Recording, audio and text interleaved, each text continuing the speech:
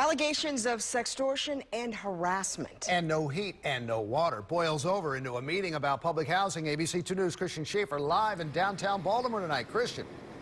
Yeah, Jamie and Kelly, and these public housing residents came down here protesting today. They say that they don't believe that a lot of those maintenance for sex complaints may have come up had some of the maintenance issues been addressed before. There are literally hundreds of open maintenance requests around the city's public housing units. We have 11,000 public housing units in Baltimore City, 20,000 residents, many of them complaining that they've been living in deplorable conditions. And when you go inside some of those units, it's hard to argue. Our cameras went inside a unit in the McCullough homes where the pipes in the ceiling had leaked from the apartment above down into the apartment below. There was water all through this apartment.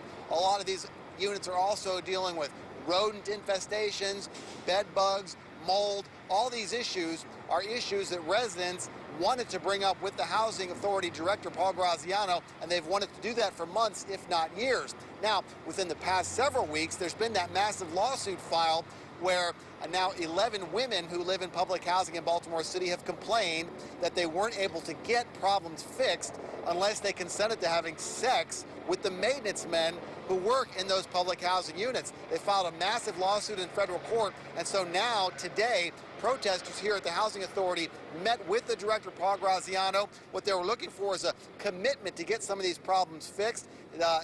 They did not, though, get everything they wanted. They did not get a commitment on the timeline. They do say, though, they got something out of this meeting.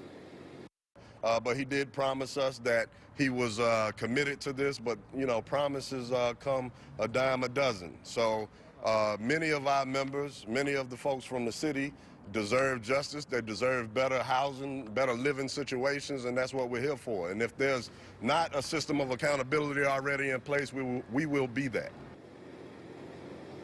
Yeah, so what they were looking for is a commitment on when some of these problems might be fixed. They did not get that. However, what they did get was a promise by Paul Graziano to bring members of his management team to every housing authority property in Baltimore City. Two of the larger properties, Gilmore Homes and McCullough Homes in West Baltimore, they say they will be visited this week. The director and his staff will spend several hours on site inspecting some of these problems and trying to figure out when and if they can be fixed. And if they're not, those residents and the protesters say they will be back. Also, just within the past half hour, we've heard that Councilman Carl Stokes is going to introduce a resolution tonight at tonight's City Council meeting calling for an investigation into the Housing Authority and those maintenance for sex complaints. So this story is far from over. But for now, we're live in downtown Baltimore. Christian Schaefer, ABC 2 News. All right, and Christian